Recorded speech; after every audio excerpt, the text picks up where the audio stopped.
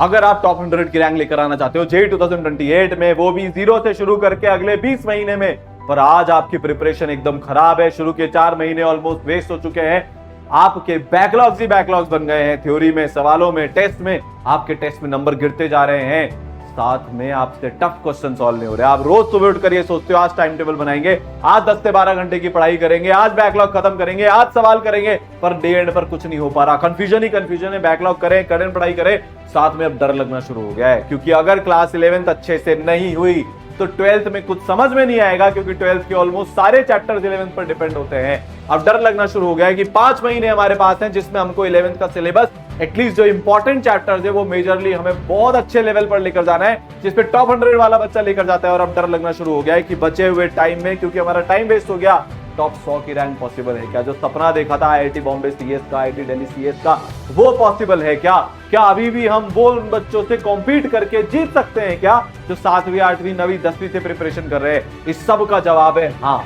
विश्रुत, जिसकी class 11th की शुरुआत आपकी ही जैसी रही थी, जिससे टाइम टेबल फॉलो नहीं हो रहा था, बैकलॉग बन गए थे, टेस्ट में नंबर गिरते जा रहे थे, वो AIR 79 लेकर आया अपने ईसरल का बच्चा है। और ये सिर्फ अकेला ऐसा नहीं है बेटा, मैंने खुद आईआईटी बॉम्बे क्रैक किया था 1 साल से भी कम टाइम में। आपके पास 20 महीने हैं, पर जो आज मैं आपको बताऊंगा वो आपने फॉलो कर लिया एंड टू एंड, पूरी स्ट्रैटेजी बोल दो, रोड मैप बोल दो, तरीका बोल दो, आप भी ये रैंक लेकर आ रहे होंगे। और ये सिर्फ अकेला बच्चा नहीं है, सबसे शानदार रिजल्ट इस बार बच्चे लेकर आए। 112, 175, 236, 260, 286, 462, 550, 378, इन सब बच्चों ने भी आपके जितने टाइम में किया था, ये जेडवांस की रैंक्स हैं, आप भी कर सकते हो। और एक बच्चा जिसके ब्रेन में सर्जरी हुई थी, वो सिर्फ 100 दिन की पढ़ाई से आईआईटी गुवाहाटी पहुंच गया। जनवरी अटेम्प्ट में 36 परसेंटाइल थे, वहां से इंप्रूव किया किया किया किया, जेडवांस क्रैक किया, आज वो आईआईटी गुवाहाटी में पढ़ रहा है। तो जो बताऊंगा ना उसको फॉलो करना है। आज आपके लिए 4 फेज की स्ट्रेटेजी लेकर आया हूं, आपकी पूरी प्रिपरेशन को 4 पार्ट में बांट दिया है। जनवरी एंड तक आप 11th के मास्टर हो गए होंगे, आपकी पकड़ आ गई होगी पूरी 11th पे। 11th आपकी टॉप 100 के लेवल की हो जाएगी, वो आपको बता दूंगा। फिर फरवरी से अक्टूबर पूरा सिलेबस खत्म हो जाएगा, जो बताऊंगा अगर उसको आपने फॉलो कर लिया तो अक्टूबर में, मतलब जो टॉप 100 का बच्चा होता है वो अक्टूबर तक अपना सिलेबस खत्म करता है। आप भी अक्टूबर तक अपना सिलेबस खत्म कर रहे होंगे।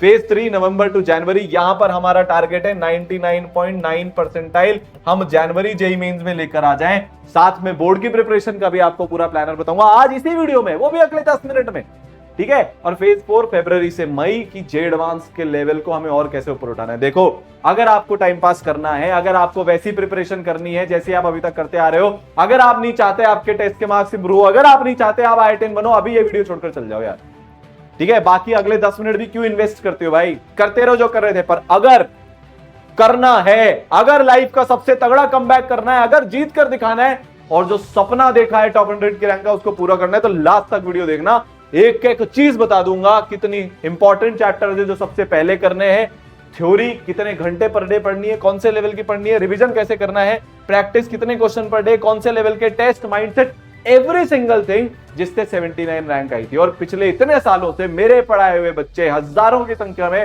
IITian बन चुके हैं। आज देश की हर IIT में मेरे पढ़ाए हुए 500-600 से ज्यादा बच्चे पढ़ रहे हैं, चाहे वो IIT बॉम्बे हो, IIT दिल्ली हो।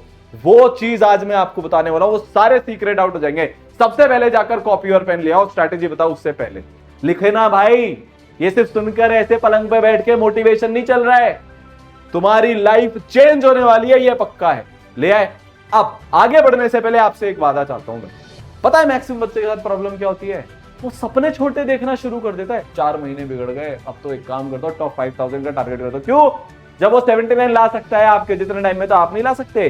जब एक बच्चा IIT गुवाहाटी पहुंच सकता है 100 दिन में, तो 20 महीने में आप टॉप 100 की रैंक नहीं ला सकते?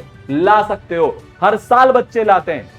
AR 13 मैंने आती हुई देखी है इसी बचे हुए टाइम में, AR 18 मैंने आते हुए देखी है, AR 49 मैंने आते हुए देखी है। 3 महीने वेस्ट होने के बाद AR 41 मेरे सगे भाई की, सारांश गुप्ता सर की मैंने आती हुई देखी। तो तुम क्यों नहीं कर सकते? कमेंट सेक्शन में लिख दो आई विल ड्रीम बिग। अब स्ट्रैटेजी चालू करता हूं, ध्यान से सुनना एक एक चीज। पहला फेज अगस्त 2026 से जनवरी 2027, तुम्हारे पास 150 दिन है। सितंबर, अक्टूबर, नवंबर, दिसंबर, जनवरी को मिलाकर, बीच में दिवाली के कुछ दिन जाएंगे, फिर स्कूल के काम में कुछ दिन जाएंगे, थोड़े बहुत दिन जाएंगे, वो मैंने हटा दिए, पर जनवरी एंड तक 150 दिन तुम्हारे पास बचे हैं। इसमें तुम थ्योरी पढ़ोगे बेटा 6 आवर्स पर डे, और इस 6 आवर प्लस डे में तुम्हारी 3 क्लासेस पर डे होनी चाहिए, लाइव क्लास जो तुम कर रहे हो, मतलब 4.5-5 घंटे की, प्लस उसका तुम्हारा जो उस दिन का क्लास है उसका रिवीजन। तुम्हारे को 0 से शुरुआत करनी पड़े तो कर लेना। किसको करनी चाहिए? अगर तुम्हारे 50% से ज्यादा चैप्टर्स में थ्योरी का बैकलॉग या सवालों का बैकलॉग या टेस्ट का बैकलॉग है, ये परफेक्ट टाइम है 0 से शुरुआत करने का। अब तुमको ये जो क्लासेस करनी है ये हाईएस्ट लेवल पे करनी है। ऐसा नहीं है सिर्फ जेईई मेन लेवल पे शिफ्ट होगा, आई वॉश करनी शुरू कर दिया, अरे अभी टाइम है। टफेस्ट लेवल की अपने को तैयारी करनी है। सर हमको कैसे टफेस्ट लेवल पता चलेगा? टफेस्ट लेवल की क्लास का मतलब ये होता है, जे एडवांस लेवल की रेलेवेंट क्लास का मतलब ये होता है कि आपको क्लास के बाद जो आप 1.5 घंटे नोट्स में रिवीजन कर रहे हो उसमें माथा लगाना पड़े, आपको ऐसा लगे आपको क्यों पूछना पड़ रहा है। अगर आपको आपकी क्लास में सब कुछ समझ में आ रहा है तो वो जे एडवांस लेवल की क्लास नहीं है। कोई भी टीचर हो, मैं पढ़ा रहा हूं तो भी भाई, इससे ज्यादा तो और सच क्या बोलूं। मैंने भी आईआईटी बॉम्बे क्रैक किया है, इतने सारे मेरे पढ़ाए हुए बच्चे हजारों की संख्या में आईआईटी चले गए। सबको घर जाके मेहनत करनी पड़ती है, क्यों पूछना पड़ता है, दिमाग चलाना पड़ता है। ऐसे सवाल उनको क्लास नोट्स में कराए जाएं या होमवर्क में दिए जाएं, क्लास नोट्स के सवाल जो उनसे एक बार में ना बने तो आपकी एडवांस लेवल की क्लास है। ठीक है, तो 3 क्लासेस 4.5-5 घंटे की प्लस उसका रिवीजन, या 2 क्लास आप करो जो भी आप है, बट इतना आपको करना है। फिर आपको प्रैक्टिस करनी है बेटा 5 आवर्स पर डे की, ये मिनिमम है। अगर आप यहां पर काउंट करोगे तो बेटा 11 से 12 घंटे पर डे की स्टडी करनी पड़ेगी, या फिर मैं ऐसा बोल सकता हूं 70 घंटे पर वीक से ज्यादा आपको करना पड़ेगा। उसके बिना तो पॉसिबल ही नहीं है, भूल जाओ। विश्रुत 70 घंटे एक वीक से ज्यादा पढ़ रहा था। जैसे जैसे टाइम कम बचता है हमें नंबर ऑफ आवर्स बढ़ाने पड़ते हैं। अगर आपको ऐसा लग रहा है कि 8 घंटे की स्टडी से टॉप 100 की रैंक आ जाएगी, आप दुनिया के सबसे बड़े मूर्ख हो। नहीं हो सकता। जो आपका कंपटीशन है वो 8वीं 9वीं से तैयारी कर रहा है, तब जाकर 8-9 घंटे पढ़ाई में उसका काम चलता है, पर आप 11वीं के भी 4 महीने वेस्ट करके तैयारी शुरू कर रहे हो, तो आपको उससे ज्यादा पढ़ना पड़ेगा ना भाई, तभी तो उसके बराबर पहुंचोगे। दिमाग आप में और उसमें दोनों बराबर है, पर टाइम अगर वो ज्यादा देगा, नेट टाइम की बात करो तो वो जीतेगा। तो ये बात समझना, 5 घंटे की प्रैक्टिस जिसमें 70 से 75 क्वेश्चन आप पर डे कर रहे हो। 11th के इंपॉर्टेंट टॉपिक्स भी आपको बताता हूं जो सबसे पहले करने हैं, और ये 70 से 75 क्वेश्चन आप मॉड्यूल के कर रहे हो, प्लस जो आपको रोज की डीबीपी सीपीपी मिल रही है, इजी लेवल के जो सवाल है फॉर्मूला याद करने के लिए आप उससे कर रहे हो, और आप यहां पर बेटा क्विज और पीवाईक्यू भी कर रहे हो। ये क्विज आपको ई सरल में मिलते हैं, जो रीस्टार्ट बैच अपना शुरू होने वाला है, जिसमें शानदार 0 लेवल से पढ़ाएंगे, बट भारत की सबसे शानदार लेवल की आपको पढ़ाई करूंगा। उसमें 3 क्लासेस पर डे चलती है, उसमें आपको नोट्स के रिवीजन का तरीका बताया जाता है, प्रैक्टिस में आपको मॉड्यूल में से क्वेश्चन मिलते हैं, जो भारत के one of the toughest module है, शानदार मॉड्यूल है, सीपीपी क्विज। अच्छा, आपको पता है टॉप 100 के सारे बच्चे अपने मॉड्यूल के अलावा एक स्पेशल मटेरियल करते हैं। क्या आप अभी जहां पर पढ़ रहे हो आपको वहां पर स्पेशल मटेरियल मिल रहा है? नहीं मिल रहा, टॉपर्स को दिया जा रहा है। आप तो बैंकर बन के रह गए हो, रैंकर के अलग तरीके से क्लासेस चल रही है, उनका छोटा सा बैच बना रखा है। ई सरल में हर एक बच्चे को जो मेहनत कर लेता है, मॉड्यूल सीपीपी कर लेता है, उसको हम क्विज देते हैं। रीस्टार्ट बैच में भी दूंगा, ये टफेस्ट मटेरियल है पूरे भारत में, जो अभी तक सिर्फ सीक्रेट बैचेस को टॉप 100 को मिलता था, अब आपको भी मिलेगा, और ये आपको करना पड़ेगा बेटा। अगर आप दिन के 20-25 क्वेश्चन ऐसे नहीं कर रहे जिसमें आपका दिमाग हिल जाए, जिसमें आपका पूरा दिमाग खर्च हो जाए, तो आप नहीं कर सकते। ठीक है, फिर टेस्ट हमें 8 से 10 पर मंथ देने हैं, जिसमें कि 6 से 7 टेस्ट तो होंगे आपके चैप्टर वाइज। जो भी आपने चैप्टर कर लिया, एक वीक में, एक मंथ में जो आप चैप्टर करते जा रहे हो, पहले उसका जेईई मेन का चैप्टर टेस्ट दो, फिर जे एडवांस का चैप्टर टेस्ट दो, और उसके बाद एक टेस्ट आपको 3 घंटे वाला देना है जेईई मेन पैटर्न पे, जो पूरे महीने भर में अपने पढ़ा है। फिर उसके 21 दिन बाद आपको 6 घंटे का जे एडवांस का टेस्ट देना है। मतलब पहले जेईई मेन का 3 घंटे का टेस्ट, फिर जे एडवांस का 6 घंटे का टेस्ट, ऑल्टरनेटली हम देते जाएंगे। तो हमको हर महीने चैप्टर वाइज टेस्ट प्लस 3 घंटे के टेस्ट प्लस 6 घंटे के टेस्ट मिलाकर 8 से 10 टेस्ट टोटल देने हैं, और इनका एनालिसिस करना है। अब तुम्हें बताता हूं मैं 11th के सबसे इंपॉर्टेंट चैप्टर, जो तुमको शायद अभी तक रियलाइज भी हो चुका है। ये वो चैप्टर्स हैं जो अगर आपने 11th क्लास में अच्छे नहीं किए तो आपकी 12th अच्छी नहीं हो सकती। मैथ्स की अगर हम बात करें तो ये सारे चैप्टर्स है बेटा, quadratic, trigo, log, sequence series, inequality. Chemistry की बात करूं पीरियोडिक बॉन्डिंग, मोल, जीओसी, आइसोमेरिज्म, और फिजिक्स की बात करूं kinematics, analysis, COM, work for energy और रोटेशन। अब ये कहां काम आएंगे, कैसे काम आएंगे, इसको भी जरा समझ लो। मैथ्स में quadratic, trigo, log, sequence series और इनइक्वालिटी, ये हर जगह काम आने वाले हैं। आप कैलकुलस करोगे वहां काम आएंगे, ठीक है। कोऑर्डिनेट ज्योमेट्री आप जो करोगे वहां पर ये काम नहीं आएंगे उतने, बट उसके अलावा ये हर जगह आपको काम में आने वाले हैं। पूरी 12th इनके ऊपर बेस्ड रहती है। केमिस्ट्री में तो आप समझ ही गए, पीरियोडिक बॉन्डिंग ये अच्छा नहीं हुआ तो आगे की इनऑर्गेनिक और ऑर्गेनिक अच्छी नहीं होगी, मोल अच्छा नहीं हुआ तो फिजिकल खत्म हो गई। जीओसी आइसोमेरिज्म ये ऑर्गेनिक केमिस्ट्री का बेस है, ये सारे चैप्टर्स में यूज होते हैं। सेम आपको कहानी फिजिक्स में है, मैंने यहां पर रोटेशन को बहुत सोच समझ के जानबूझ के रखा है। एक तो इससे सवाल बहुत ज्यादा आते हैं, दूसरा ये फिजिक्स का one of the toughest chapter है। अगर अगले 5 महीने में आपने रोटेशन पे कमांड कर लिया, आपको आपकी प्रिपरेशन पर कॉन्फिडेंस आएगा, आपको ऐसा लगेगा नहीं आप टफ चीजें कर सकते हो, और आईआईटीएन वही बनता है जो टफ चीजें बेटा कर सकता है। अगर अपनी भलाई चाहते हो तो अगले 5 महीने में इन चैप्टर्स को बहुत स्ट्रॉन्ग कर लेना। रीस्टार्ट बैच में मैं इन पर बहुत ज्यादा फोकस करवाने वाला हूं, सबसे ज्यादा इंटेंसिटी से सबसे ज्यादा प्रैक्टिस हम इन्हीं चैप्टर्स की करेंगे, क्योंकि ये हमारा बेस है। डिस्क्रिप्शन कमेंट सेक्शन में मैंने लिंक दे रखा है, आप जाकर वहां से रजिस्टर कर सकते हो, इधर के ऐप से जाकर ले सकते हो। लाइव क्लासेस बहुत जल्दी शुरू होने वाली है। अब आगे बढ़ते हैं, फेज 2 की तरफ हम जाते हैं, जहां पर हमें अब हमारा मेजॉरिटी सिलेबस खत्म करना है। फरवरी से शुरुआत करेंगे, अक्टूबर तक ये चलेगा। थ्योरी 6 घंटे पर डे, उतने ही हम थ्योरी पर चल रहे हैं। इसमें आपका क्लास का रिवीजन भी चालू है। सारा फोकस हम जे एडवांस पे कर रहे हैं, अभी हम जेई मेन की बातें नहीं कर रहे। जेई मेन को हम फेज 3 में लेकर आएंगे। हाँ, हम जेई मेन के पीवाई के होमवर्क में कर रहे हैं। हाँ, हम इजी क्वेश्चन से शुरुआत करके टफेस्ट क्वेश्चन तक जा रहे हैं, बट हमारा सिंगल गोल है जे एडवांस।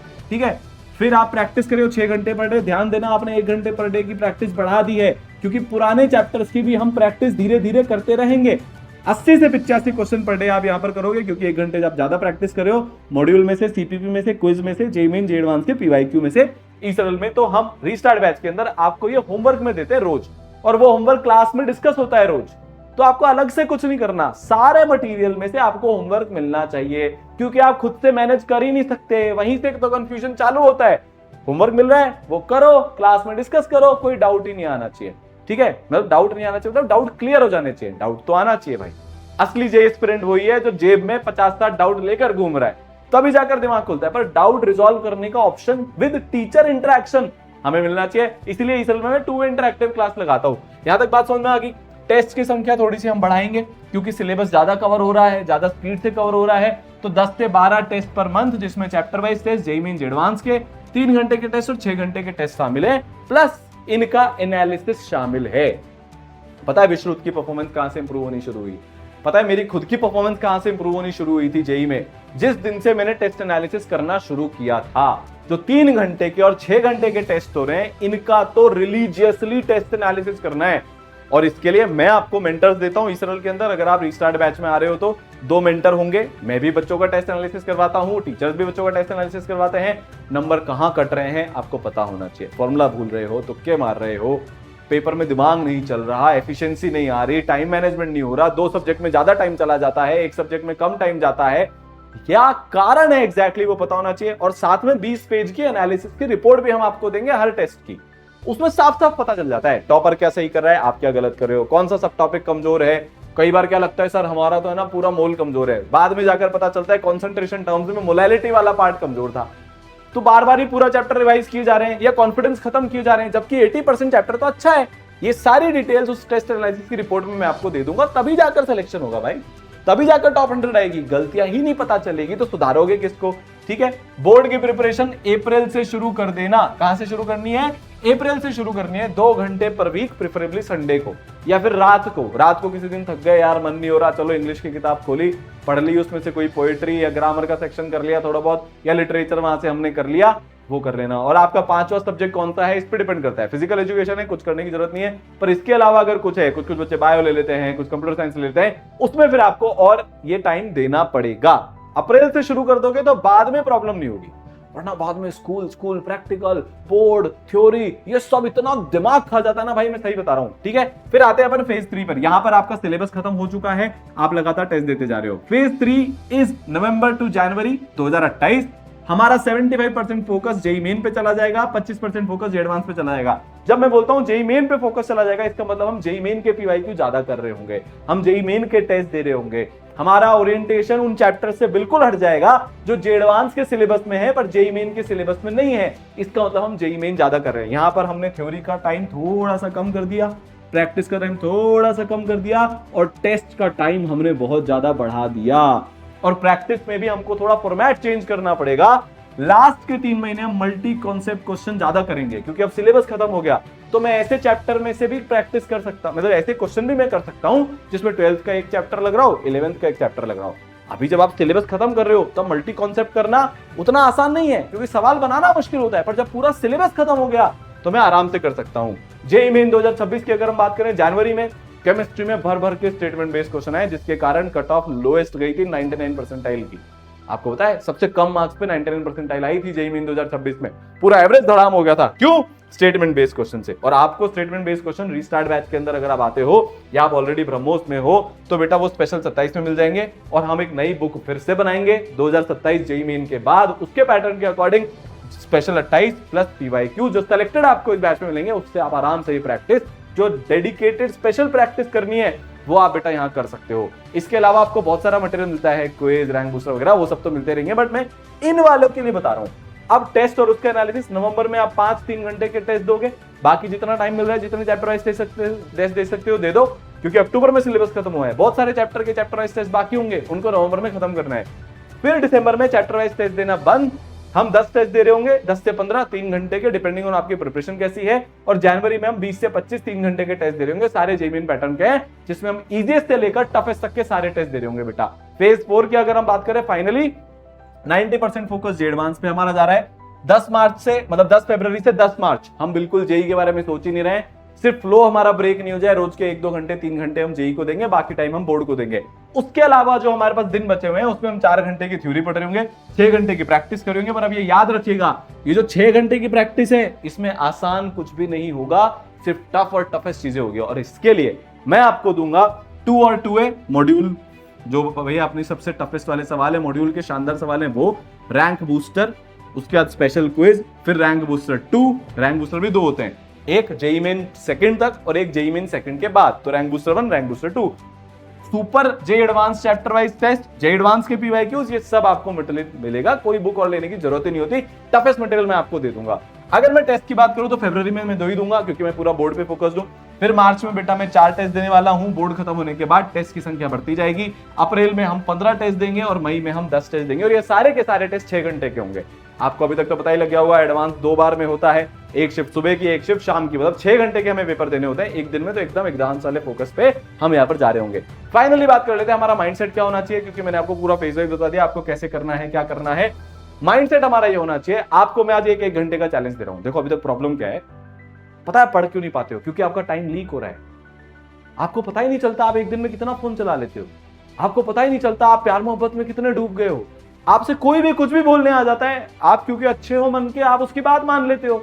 अरे दुनिया के लिए अच्छा बन के क्या मिला? 4 महीने वेस्ट हुए सर। दुनिया के लिए अच्छा बन के क्या मिला? धोखा हुआ सर लास्ट में। नहीं भाई, सेल्फिश बन। उसके लिए आपको कुछ चीजें बता रहा हूं।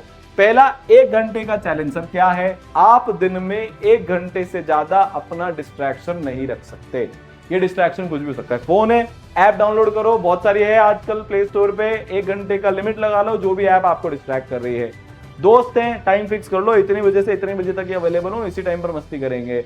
बाबू सोना है, प्यार मोहब्बत है, सबका टाइम फिक्स करना है, बट 1 घंटे से ज्यादा आप नहीं कर सकते। ये मैं आपको चैलेंज दे रहा हूं, 7 दिन करके देख लो मेरे लिए, बस 7 दिन अपने डिस्ट्रैक्शन को 1 घंटे पर डे पे लिमिट कर दो, आपको अपने आप टाइम मिलना शुरू हो जाएगा, जेईई की प्रिपरेशन अपने आप सुधरनी शुरू हो जाएगी।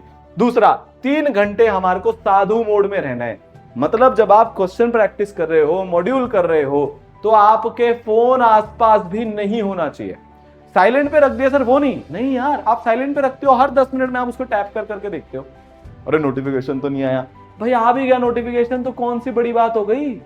आप नहीं देखोगे तो दुनिया इधर की इधर नहीं हो जाएगी। हम एडिक्टेड हो गए, हमें पता है कुछ नहीं आया, फिर भी टैप कर करके देखते रहेंगे, फोन हिला हिला के देखते रहेंगे, भाई जिसकी जैसी भी सेटिंग है कुछ आया कि नहीं आया। नहीं करना, फोकस ही नहीं बन पाता, टफ क्वेश्चन कभी कर ही नहीं पाओगे। एक भी टॉपर में ऐसा नहीं जानता जो सवाल करते टाइम बार बार अपने फोन को चेक कर रहा है। मत कर मेरे भाई, 3 घंटे मम्मी को देकर आ जा, रोज की इसको रखो, पकड़ो, दोस्तों को मना कर दो, आइसोलेट हो जाओ, गायब हो जाओ पूरी दुनिया में से। वो 3 घंटे सिर्फ आप, आपकी किताबें, आपकी पढ़ाई, आपकी मेहनत, आपका सपना, और कुछ नहीं। तब जाकर रिजल्ट आएगा, तब जाकर कमबैक होगा, तब जाकर लोगों के लिए मिसाल बनोगे, नहीं तो बैठे रह जाओगे भाई, कोई नहीं पूछने आना बाद में, समझ गए।